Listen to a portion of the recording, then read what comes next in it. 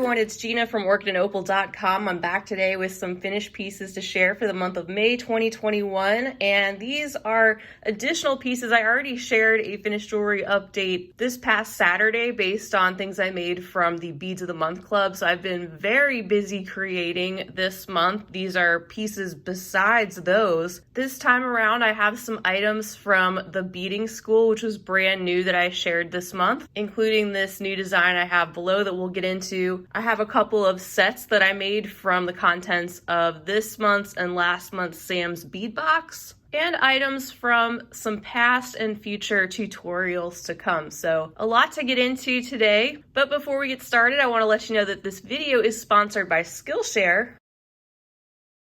In case you haven't heard of them, Skillshare is an online learning community that offers thousands of inspiring classes for creative and curious people with hands-on projects and feedback. Topics available include things like small business, design, marketing, productivity, arts and crafts, and so much more. This month I discovered a class called Simple Productivity: How to Accomplish More with Less by Greg McEwen. Many of us have a lot to balance in life between work, family, and hobbies, and who wouldn't want more time to enjoy what you're most passionate about? Greg shares helpful tips on the topic of daily productivity and provides practical solutions to look at how you spend your time in a whole new way. Normally, Skillshare costs a little less than $10 a month, but because they are sponsoring today's video, the first 1,000 people to click the link in the description section below will get a free trial of Skillshare Premium. So go ahead and try them out with no obligation if you wish to do so. And as a reminder, you're free to opt out of their service, of course, before your trial ends.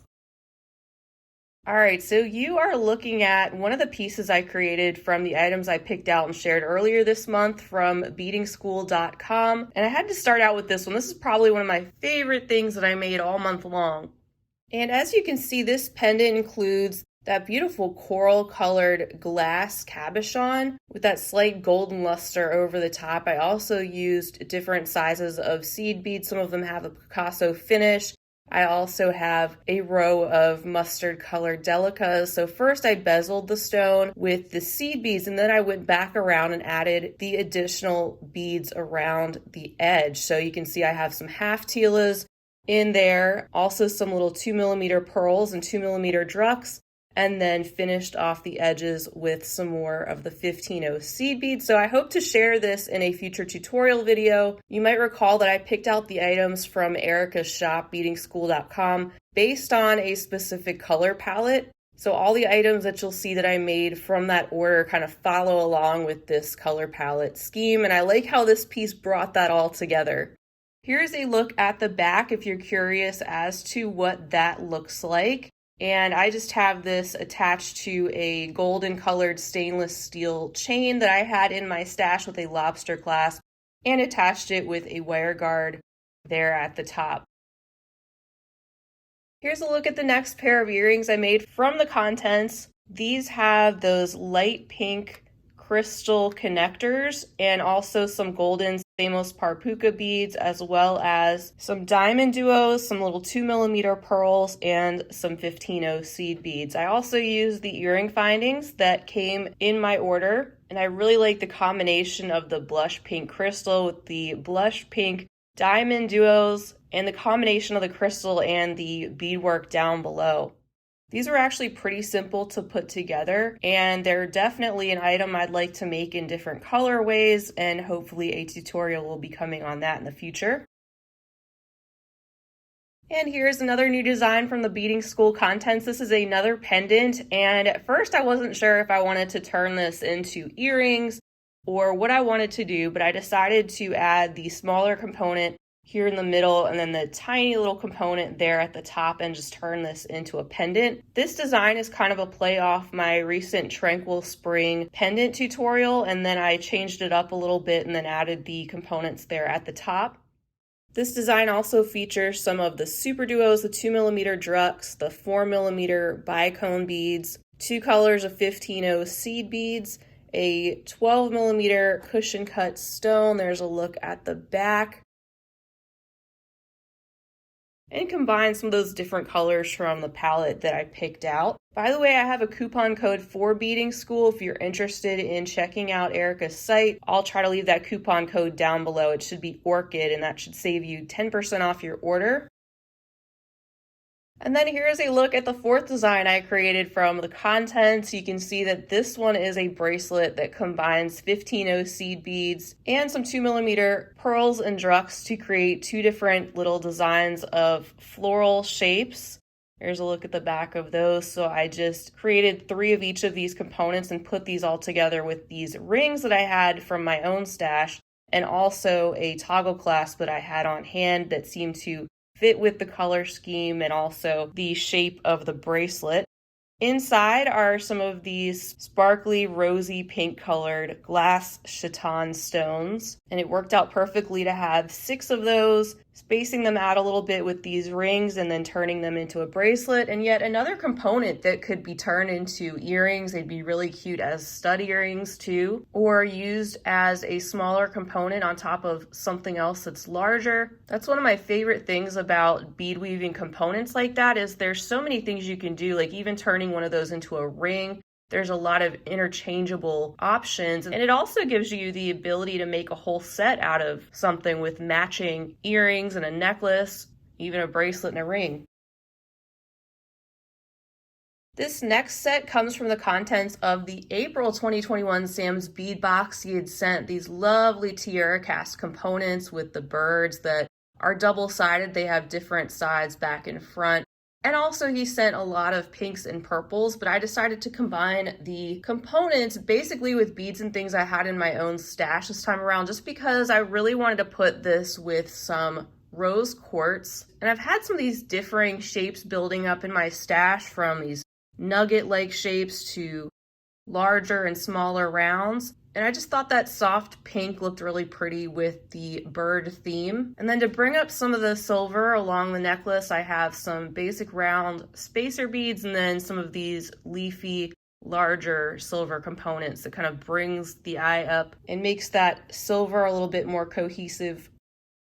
Here's a look at the necklace in full. You can just see that it's finished off with a lobster clasp and an extender chain here. It's approximately 18 inches, and then the extender chain adds a couple extra inches just in case.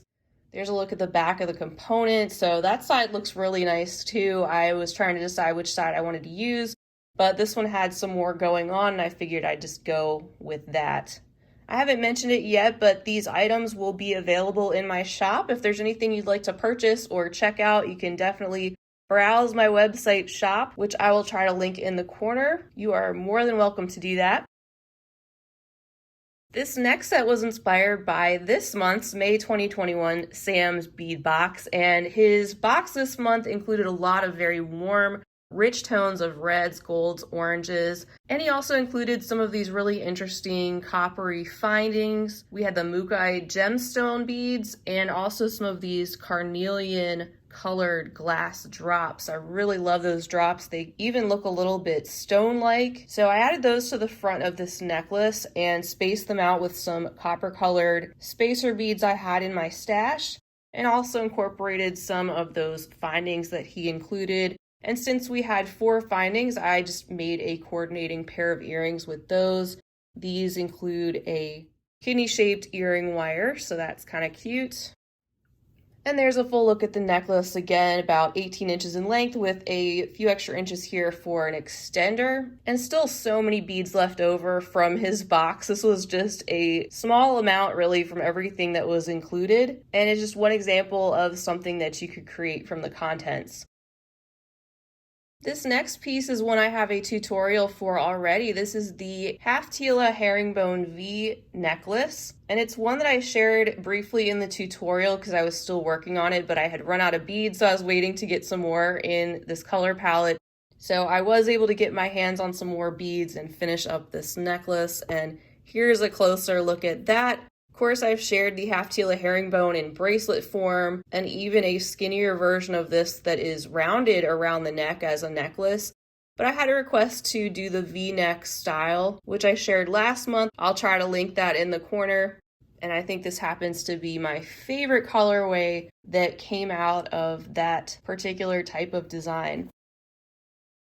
So here's a look at the necklace in full. You can see it's finished off with this tube slider bar clasp, and it's got such a slinky and lightweight drapey-like feel. These half teelas are just so interesting, and when they're woven in that way, it lays really nicely no matter where you put the piece, whether it's over top of, say, a blouse or a top or just directly around your neck. I also finally just got to share the Russian spiral necklace tutorial. I'd shared a few of these necklaces previously and promised a future tutorial, so I was glad to get that posted. This is, of course, the classic spiral that has been done before with 3mm fire polish and 11/0 seed beads. So if you've been interested in giving this stitch a try, it's very repetitive, which makes it a good one to learn, and also one that you can do while maybe you're watching something or listening to something else. And in the video, I share with you how many beads you'll need to create an entire necklace, also how much beading thread you'll probably need. I also show you how to finish off the ends, and I give you a little tip about using these colorful fire polish beads and how you can combine different strands of similar colors together if you don't have quite enough of the same exact color and still get a beautiful outcome.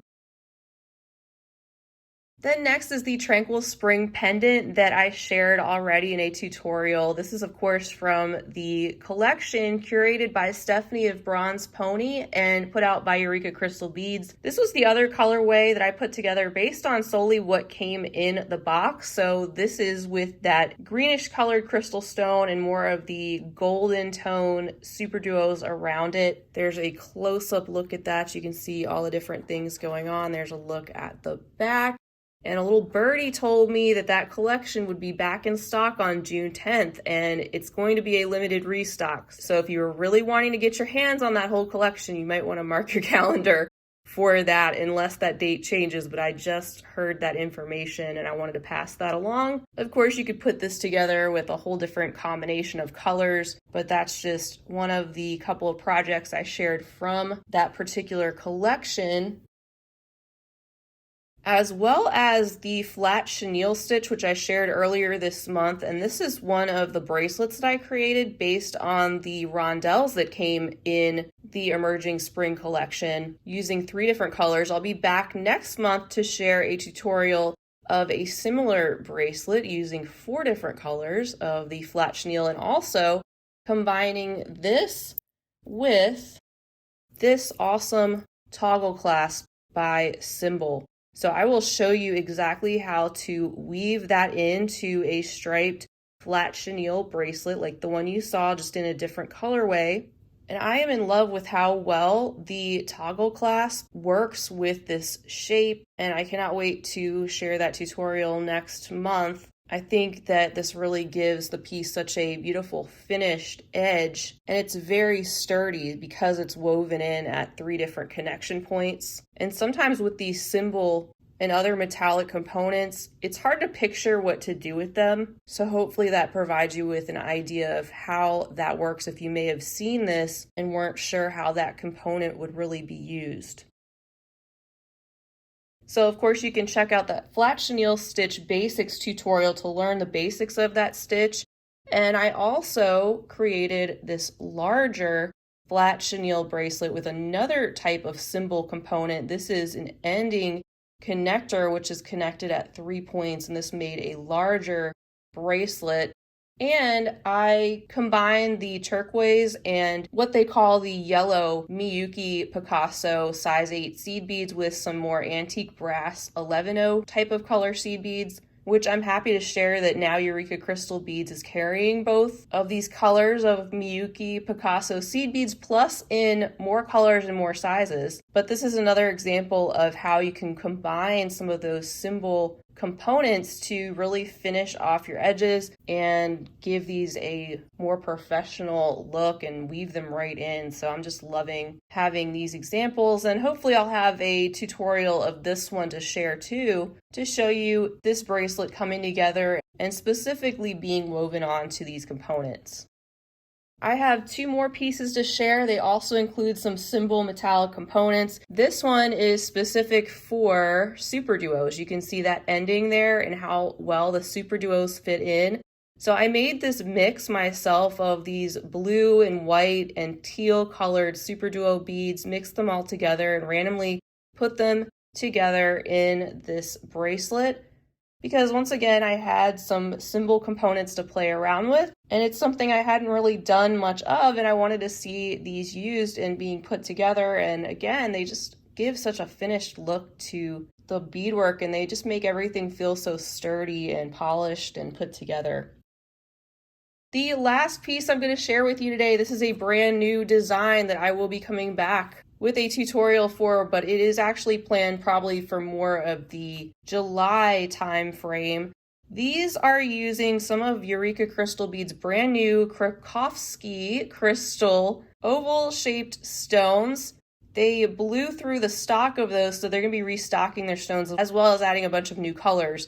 But this is the aquamarine oval in the 10 by 14 millimeter size. And I also used some size 15.0 and 11.0 seed beads in gold around that, and some of these 3 by 2 millimeter rondelles. Earring components by symbol, they come in different tones of metal. But the main thing is that I used some of these symbol components. Once again, these are post, and I have woven those directly into these earrings.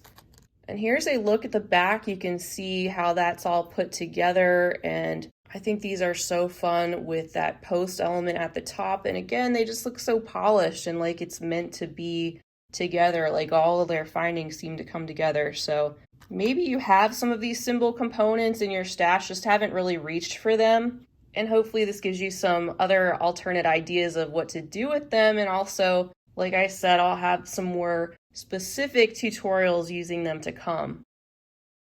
So that's everything I've been up to this month. I hope, as usual, that this video provided you with some inspiration and excitement around your beads to get you creating, perhaps give you some ideas and things you hadn't thought of that you can take and run with, and also give you a heads up on what you can do with some of the contents of all those bead boxes and different products that I share throughout the month. This month has felt just a little bit strange to me because for whatever reason, some of the things that I have expected to arrive just simply did not come. So a couple of boxes that I was expecting to share didn't come this month, and some other things. I know a lot of us are waiting on the bargain bead box, which is very unusual, and from time to time things happen. It's definitely understandable, and we'll get that soon enough. So I look forward to sharing that when it arrives, as well as getting back on track with some of the other boxes and things I want to share, as well as some new things to come in June. You'll just have to stay tuned for those things to come. So please be sure to hit that subscribe button while you're here, because I'd love to have you back. And if you enjoyed this video, please feel free to give it a big thumbs up. A big giant thank you to all of you for being here. I appreciate each and every one of you, and I certainly wouldn't be keeping this busy pumping out so many new pieces if it weren't for all of you. You really do keep me inspired and keep me going, and I have you all to thank for that. Also, a big thank you to Skillshare for sponsoring today's video. Don't forget you can check out that link right down below, and I also have all of my social media handles listed right down below the video as well. I'd love to have you following along with me on those.